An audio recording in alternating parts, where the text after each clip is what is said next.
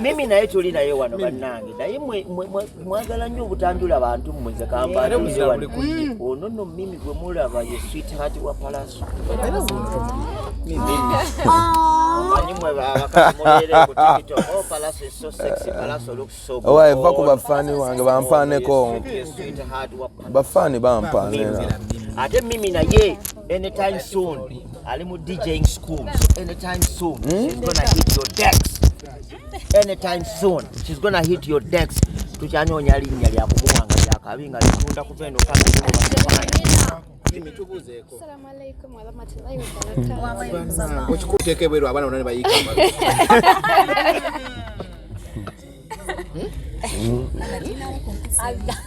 Tuli mu kisibo banange tuli mu kisibo I guess it's love.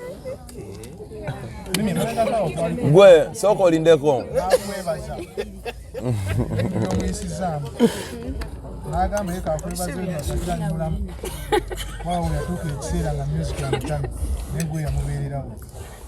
No, brother, it's here. So nange mwebaza byonna byampisizamu ndote bijja to people's eyes. Yeah. Musajja si musiraamu ate gwe mukyala musiraamu. Shia. Twakyogerako. Pinky yatugase. Pinky yatugase. Pinky oyina amaanyi. Kona. Sibuluka. Segere. Bannange. Mikolo ja June nga mwenda Lugogo Cricket Oval. Yes man. Bajita Love Fest. Era Pinky agenda kubeerayo, Nina Rose agenda kubeerayo, Joeyland agenda kubeerayo, Nando Love agenda kubeerayo, Kimbella. Make it seems too funny, everybody's gonna be there, so ne mimi ajja kubeerayo era ajja kuba akongera okutangaaza. Ni Uncle Baza ajja kuba. Uncle Baza aliwa. Uyo yakatuuka. Agenda bere Baza. Bannange. Uncle Pallaso nze ngenda kubuuliza wano omanyi ndwawo okufuna. How prepared are you for Cricket Oval? Nze ndi muyimbi. I've already done my part. I've done my job in studio. Now it's just inviting my fans. Ngawe nagambye abantu nteno concert yange ya abawagizi bange na mikwano jange. So as long as I'm setting awareness, it's okay. I've been communicating with sponsors, baze on board.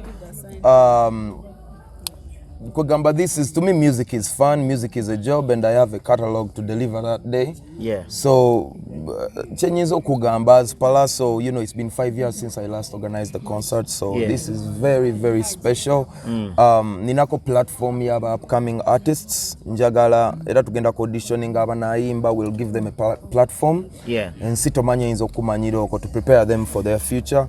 Of course, with my brothers and sisters, surprises nyingi nenga tuli well packaged. When you hear Pallaso, it's music. Yeah, that's the language. You are the first artist to break numbers ko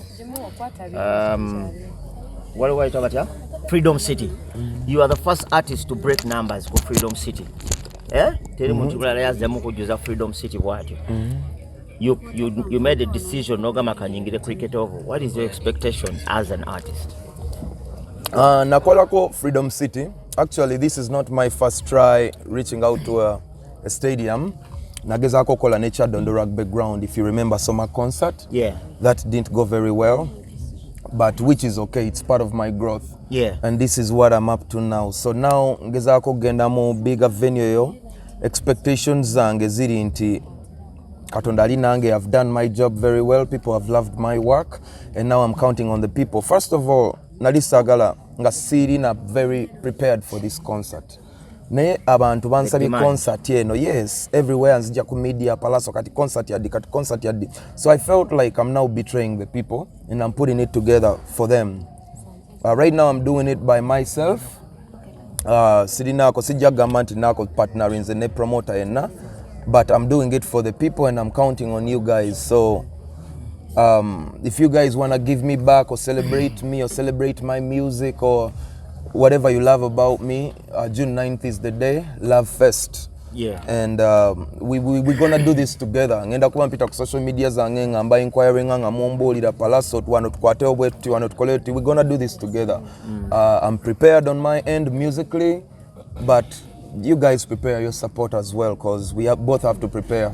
I think and see Ekulaze it has appreciated you, because Pallaso 2 years in a row you were voted Artist of the Year. And then after being voted Artist of the Year, you had Songs of the Year 2 years in a row. And then after that, onokola Golden Tour. Uganda following the I think Golden Tour has been the most successful tour in the country. Yes. Now that we're here for Cricket Oval, I think the country is ready for you. Thanks. Era njagala kwebaza not to give up, njagala kwebaza all the work you've put in, the dedication.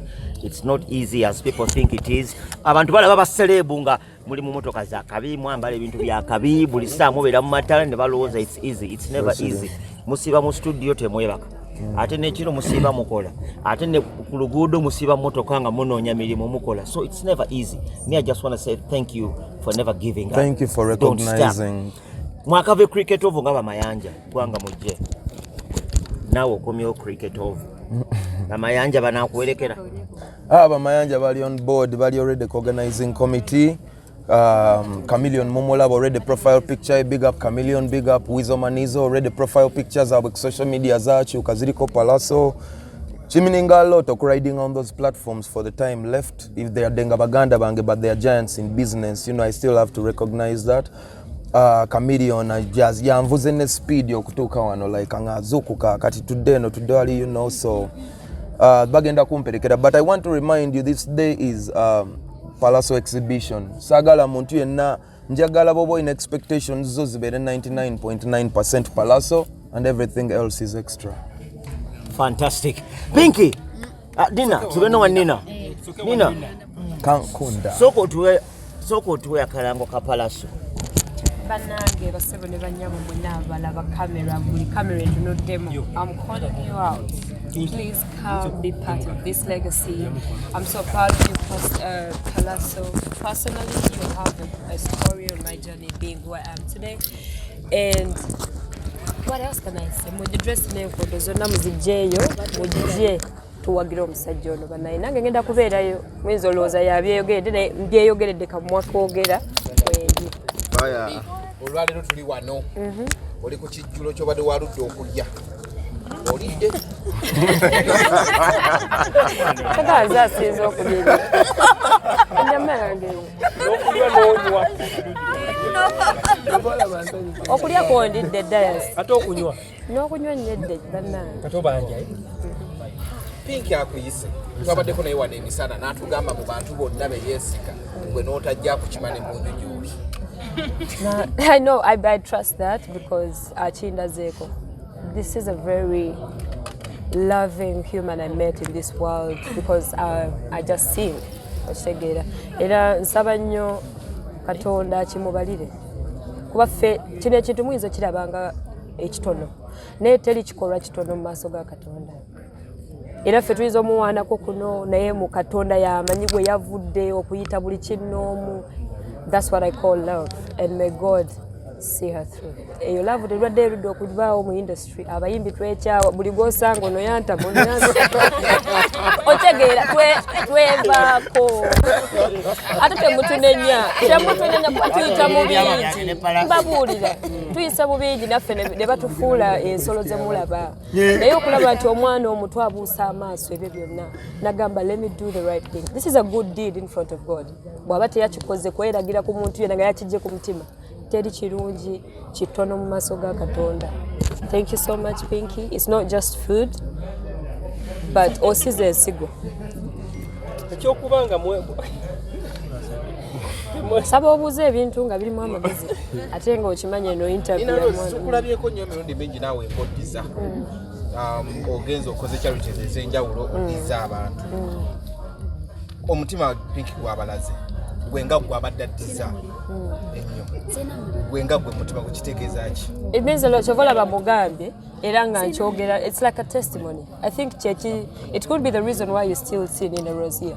nga tekiri mu nze kwambala bulungi na kulabika bulungi for you, but the good I do for the people. So I love to see when the legacy is carried on. Nga naye akikola kuva ku mutima, nze yampise kulya mmere zaategedde nti ayise kuŋŋaanya abantu nga Pallaso. Like these are big stars. Teyakimanya naye okitegeera. So you valuing everyone is a lot. I'm proud of her. Oh, look at Pinky smiling like a baby. Joey, nonya endorsement ya Uncle Pallaso.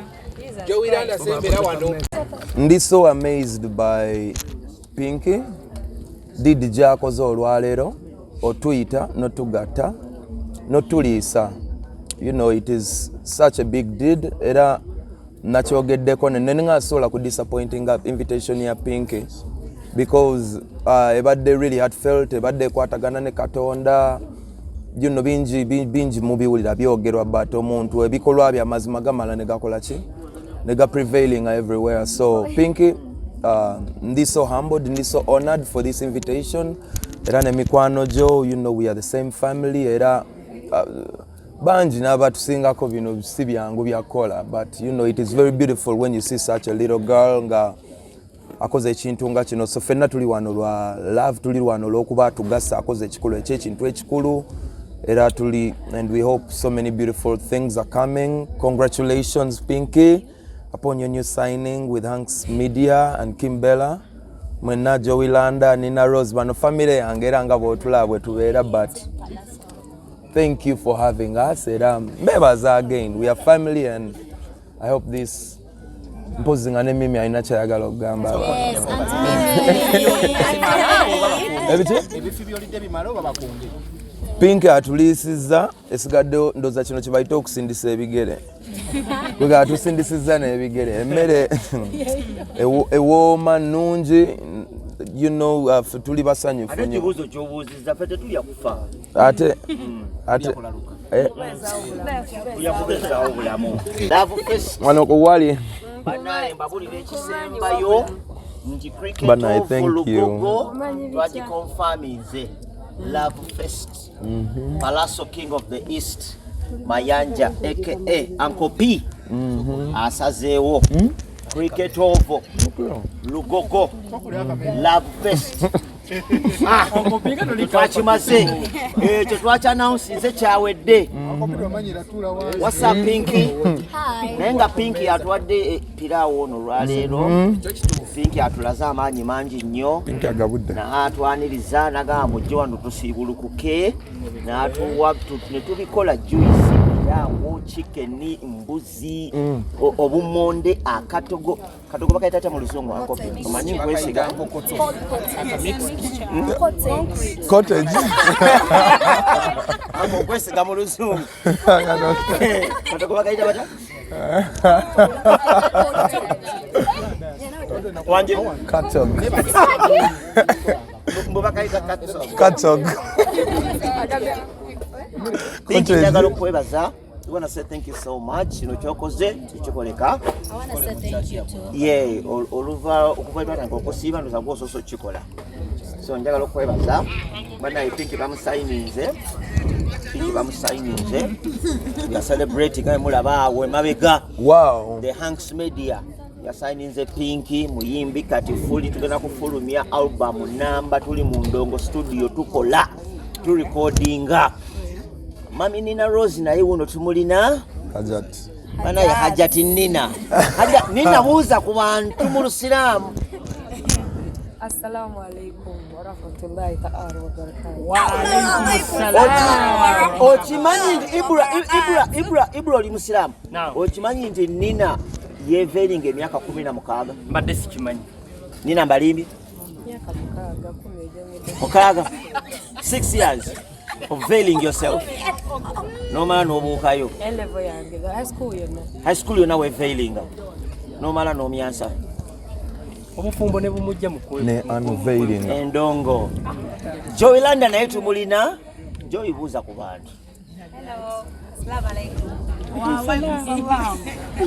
Ne Nando Love naye tumulina. Nando.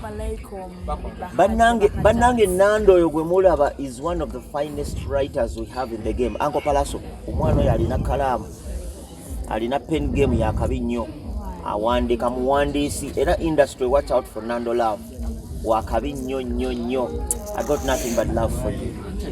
Tulina walking Bella. Bana baserembo era aze kusibulukuka akubya amagalo bingi zibi byonna pira wa mulira mu shades. Bella, say hello to the people. Hello guys, assalamu alaikum. Oyo no Bella naye twamusayininze omuntu omu yasayininze King Bella eyasayininze Pink era yasayininze King Bella the Hanks Media, Uncle Kim Hanks. Bella, congratulations banange. Pinky. I want to thank these people for not letting me down. It is not easy for a small girl like me to invite such big people and they turn up. But to all that I invited and turned up, I am really humbled. Thank you, Uncle P, very much. Yangamba wonna onetagira nja kubao. Era omwetagira. He doesn't say no.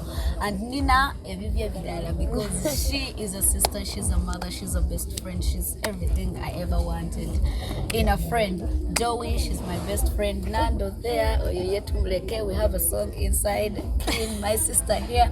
I love you guys. Thank you. I have TikTokers around. I have Mickey Sims Too Funny. I have comedians. I have Maulana here. I have Dictator Mill. I have Virota. I have a lot of artists here. Thank you guys for showing up. Invitation yange and to all my Muslim family. Ramadan Kareem. Assalamu alaikum.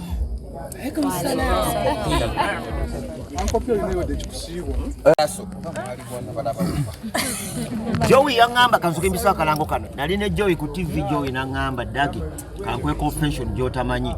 Today I am Joey because of Pallaso. Yangamba, I have learned everything musically speaking because of Pallaso. Nangamba, I've never seen a man so selfless like Pallaso. Joey nimbye. Yogere mu camera. I can never go to any interview. Yes, of course. He made me, he mentored me. He made me, he called me and told me, you're talented. I wanna work with you. So I can never forget Pallaso. I'll always be there. No matter your target.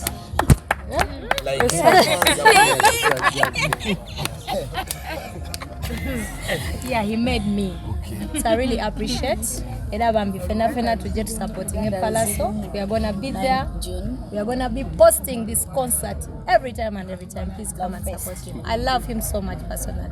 Thank you so much. Love you too, Joey. This is my friend. We met at Gwanga Muje, by the way. We became Olimba first time Gwanga Muje. No, try to wear, but becoming friends. Three of us. It was Gwanga Muje. Twali Bulala. So I love her so much, Pinky. Thank you for calling me. I think I was the first on the line. Yeah. In fact, Joy was the first on the line. But thank you so much for having me. I love you. I love you. Nando Love, Red Zone Government, Eriwamune the Hands Media.